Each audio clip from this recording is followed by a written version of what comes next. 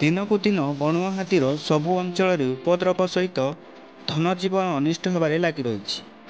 ଏପଟେ ଜଙ୍ଗଲ କାଟି ଲୋକେ ସଫା କରିବାରେ ଲାଗିଥିବା ବେଳେ ଜଙ୍ଗଲର ବନ୍ୟଜନ୍ତୁ ଗ୍ରାମାଞ୍ଚଳ ତଥା ସହରମୁହାଁ ହେବାରେ ଲାଗିଛନ୍ତି।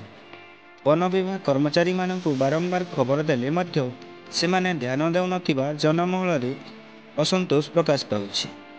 ଗତକାଲି ରାତି ପ୍ରାୟ 2ଟା ସମୟରେ ସବଡେଗା ବ୍ଲକ ଟାଙ୍ଗରଗାଁ ଗ୍ରାମ ପଞ୍ଚାୟତର ମନସିପଡ଼ାଠାରେ ଏକ ବଣୁଆ ହାତୀ ଅଲ୍ଲାରକୁଲୁ ନାମକ ଜଣେ ବ୍ୟକ୍ତିଙ୍କ ଘରକୁ ଧସେଇ ନଷ୍ଟ କରିଦେବା ସଙ୍ଗେ ଅଲ୍ଲାରକୁଲୁଙ୍କ ଜୀବନ ନେଇଯାଇଛି। ଏ ଅଞ୍ଚଳକୁ ହାତୀ ପଶିବା ଆଗରୁ ସାଗଜୋର ଗ୍ରାମର ଜଣେ ସାଲ୍ମୀ ଗିଧି ନାମକ ଘରକୁ ଧସେଇ ନଷ୍ଟ କରିଥିବା ବେଳେ ସାଲ୍ମୀ ଗିଧିଙ୍କୁ ଆକ୍ରମଣ କରିଥିଲା। ମହିଳା ଜଣଙ୍କର ଅଣ୍ଟାରେ ଆଘାତ ହୋଇଥିବା ବେଳେ ତାଙ୍କର ମେରୁହାଡ଼ ଭାଙ୍ଗି ଯାଇଥିବା ସୂଚନା ମିଳିଛି।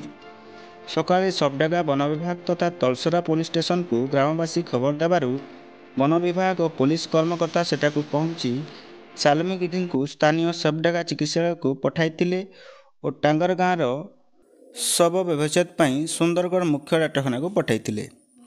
ସବଡେଗାରୁ ଦୁର୍ଯ୍ୟୋଧନ ଗଡିଆଙ୍କ ରିପୋର୍ଟ, ସନ୍ଧ୍ୟା ନ୍ୟୁଜ୍।